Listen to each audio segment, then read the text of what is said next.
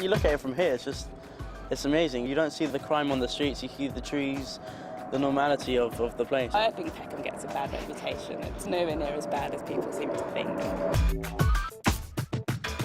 I work as a doctor in Whitechapel, and it's a bit difficult sometimes, I find, to sort of be free with your faith. It's not necessarily that you're worried about people judging you, but sort of you think people may think you're judging them. So it can be a difficult thing to share and be open about. It really has helped me become more centred about who I am, more proud of what I am, and really happy to talk about the fact that I'm a Christian, I believe in God. When somebody else who doesn't know me as well as my friends do, when I speak about the faith, they really start. They kind of judge. I mean, it's a good thing to be in the New Ecumenism way, because it helps you encourage you to speak about your faith more openly. Hi, my name's Josh. Come with my family. Oh, hi, I'm Fred and I'm 16. I'm Sarah, I'm 18. I'm Nathaniel, I'm 20. I'm Benjamin, I'm 11. I'm Mano, I'm 7. I'm Jackie Granier, 72. I'm Joshua. I'm 15. We live in a very difficult neighbourhood. This is in the North Peckham estate.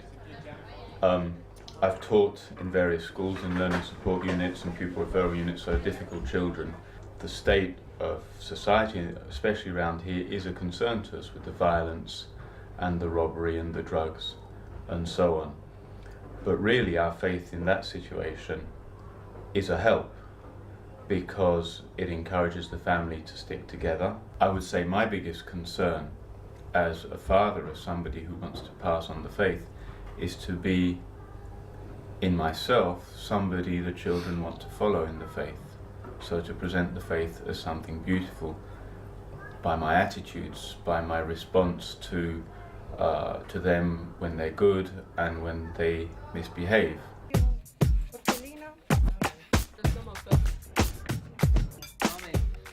Okay, so here are my friends from church. I'm sure they have a lot to say. I studied at the Brit School, and it was quite a controversial school. Everyone was quite free to talk about what they wanted and express themselves and dress the way they wanted and express themselves through creative art media.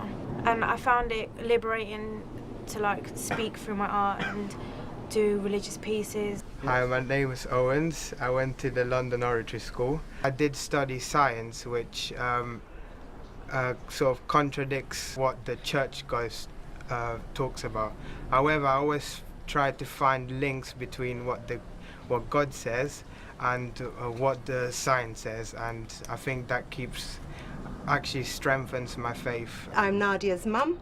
I'm a scientist as well as being an osteopath, so my world is revolved around science. I'm a single parent, and bringing up a young woman in this world has shown many kind of difficulties. When it comes down to sort of this kind of age where there's relationships, there's possibilities of falling in love and sexuality and things like this, it's very good that the church is able to give a word for them to be able to understand how to maybe be careful and how to respect their bodies and use it as a temple of God. I've been a Catholic, born a Catholic in Cameroon in West Africa. Because of my love of Jesus Christ, I was always searching, how to improve my understanding about Jesus Christ, whom I love so much. And then when I was became a member of this community, the New Catechumenate Way, I have learned quite a lot. And now I can really boast to my friends and colleagues at work.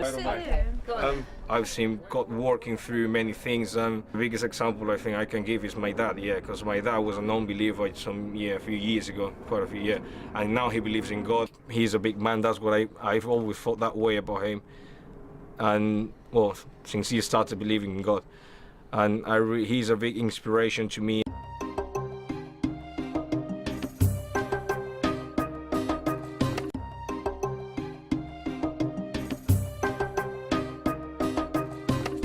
So what I want us to do is to think of the 20th century Yeah, so the last century, and the things that affected what people wanted to look like. At the beginning of the last century, there was something you could get arrested for. There was such a huge issue about, and people were having real problems with, which was what? The trousers. So now, what garment is out there that's causing all these trouble?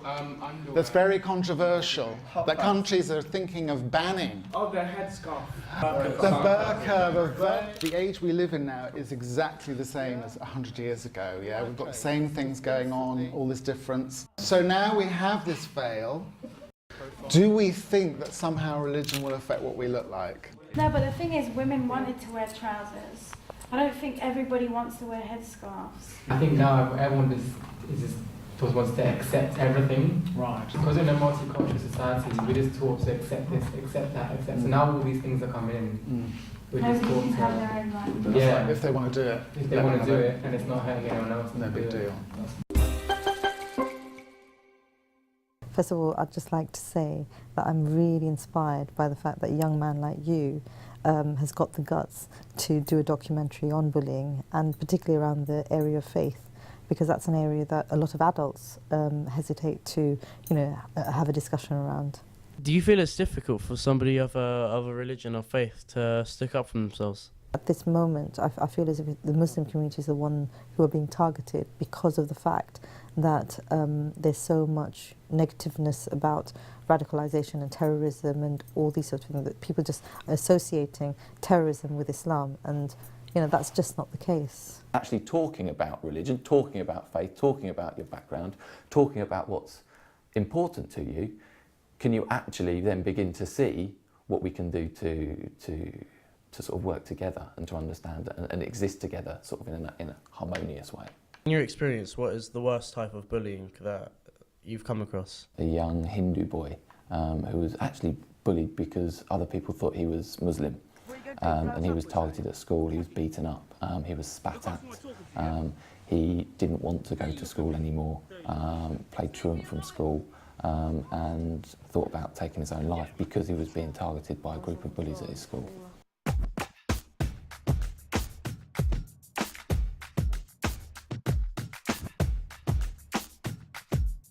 I, for instance, chose to send my children to non-faith schools, because I felt that they needed to be in the mainstream and understand the culture of Britain. And talking to my 8-year-old last night, and she, just out of the blue, was saying to me that 2 of her friends at school went on to say to her that, Muslims are bad. And she said that, she went and informed one of her teachers, and the teacher didn't confront these young girls. She just said, they don't know what they're talking about. My 15-year-old, who wears hijab, has had her hijab pulled off in the playground, and it was actually done by people who were supposedly her friends.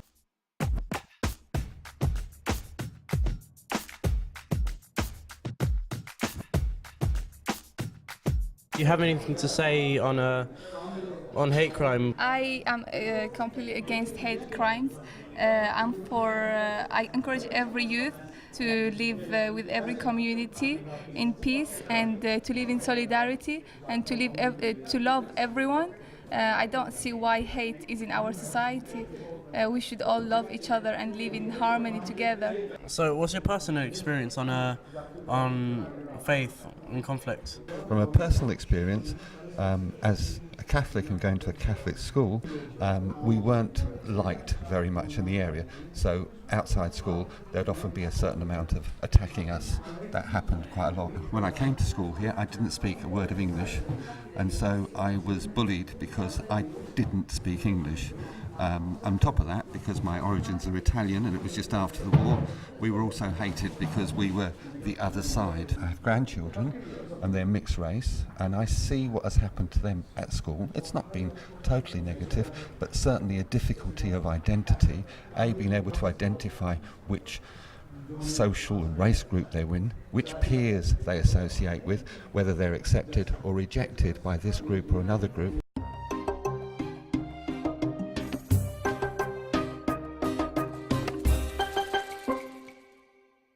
We need to work together, all of us, to foster community cohesion. And in order to achieve that, we need to build strong and positive relationships between people of all different backgrounds and a sense of belonging and a shared vision for the future. We want to make sure that our mosques preach Islam in its true spirit and in its true letter, and the leaders of mosques are people who have proper understanding of Islam. I usually, when I speak, and I don't speak all that often, and I'm not very learned, I must tell you, somebody said to me, "What are you exactly?" I said, "I'm a Jew." They said, "What sort of a Jew?" I said, "I'm an ordinary Jew." They said, "What sort of an ordinary Jew?" And I said, "I'm an extraordinary Jew." And that's what I am, I'm an extraordinary Jew. And we're all extraordinary, we're extraordinary people. So it's a very strong Christian idea that dialogue with other religions will prevent hate and will prevent racism, and that is an excellent thing, but it will also shape and inspire our own faith. Our meeting today is a sign of hope, that increasingly people of different faiths are coming together to work for a better society. Om Bhurbhuvah Swaha Tatsaviturvarenyam Bhargo Devasya Dhimai Dhiyo Yo Nah Prachodayat. Om Shanti Shanti Shanti Om. Thank you. There's an old Red Indian chief, and he's sitting there with his grandson. The sun's setting, the peace at the end of the day, it's getting nice and cool, and he's sitting there. Imagine yourself sitting there, he's picking up his sand, he's putting it through his hands, and he's talking to his grandson. He says, "Grandson, there are two wolves in your body. One wolf is full of envy, greed, hatred. The other wolf is full of love, friendship, respect. But Grandad, which wolf am I?" And the Grandad turns around and says, "You will be the wolf that you feed." Hi, my name's Joshua Lassault. Could I just ask, do you have anything to say to inspire the youth nowadays, especially those who are in conflict because of their faith? Indeed, I have a message for our youth. They are our future. They are the future of this country, and they are the future of the whole world. If they have a vision of bringing unity, cohesion, love, and peace through their own actions, their own role within the communities they live in, that will really make a tremendous difference in the future of the mankind.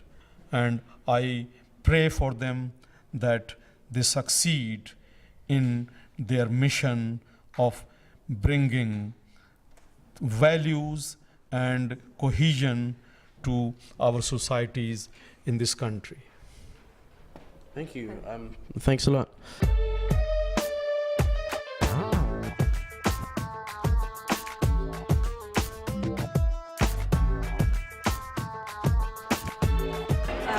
Hi, I'm Natasha and I'm 17 years old. My biggest conflict with my faith is not judging people and knowing that forgiveness is essential, even though it's really hard. Hi, my name's Andre, and I find that the biggest conflict with my belief is tolerating blasphemy. My name's Teresa, I am 16 years old, and I have no problem with my faith.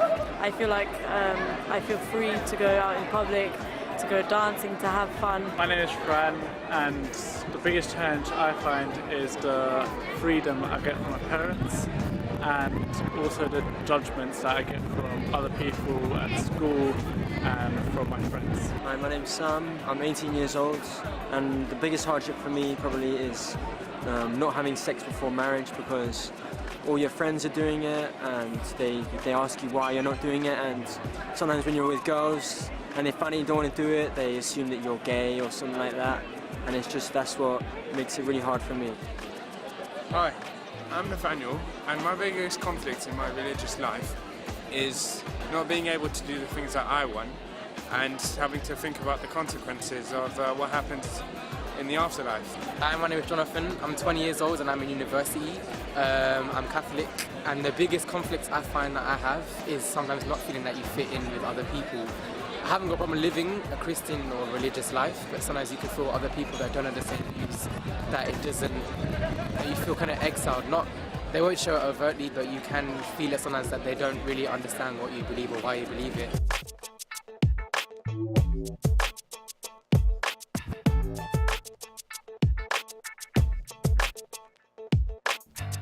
Among friends, I find it easy to speak about my faith, but towards other people, it's really hard in especially the different social groups that you're in. Even in class, when we're speaking about something, there'd be one or two of us who'd link it to faith, and the rest of the class, they wouldn't feel right. I mean, yeah, I think that's probably something that wasn't so different when I was at school. Faith was something in a way we all had, and most of us did go to church, but it wasn't something that we talked about an awful lot.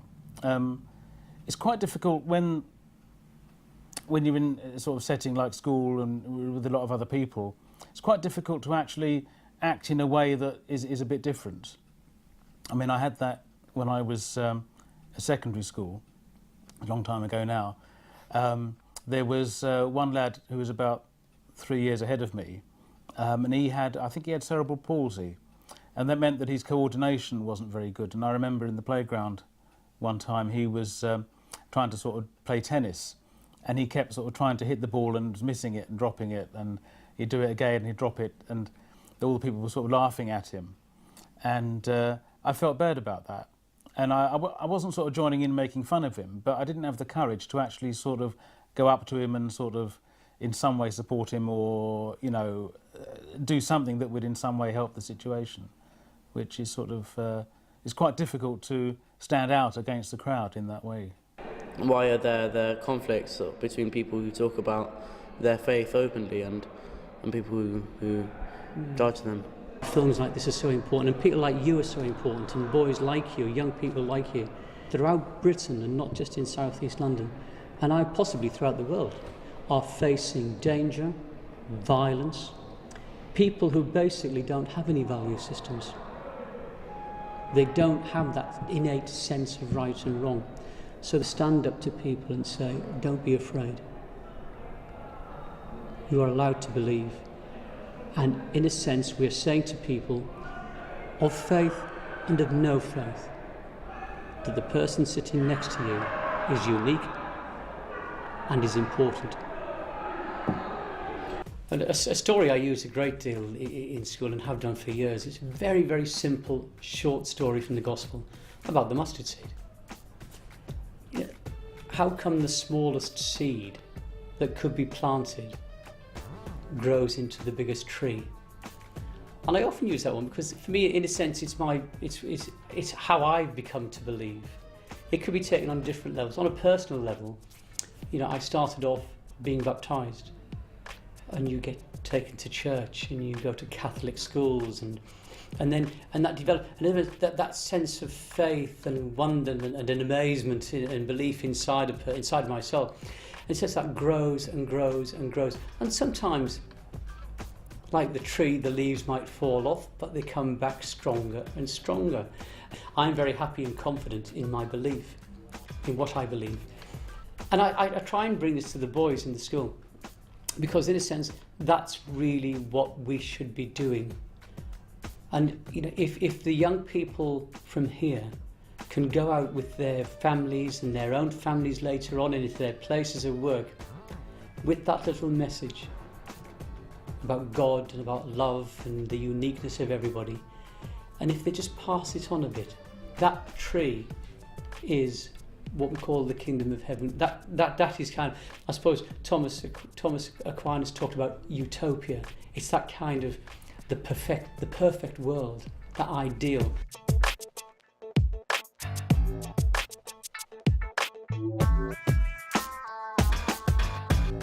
I was once a bishop and a bookie, and they were playing this game of golf. And so the bookie comes along to the first tee, and he's not very good at golf, really, I have to admit.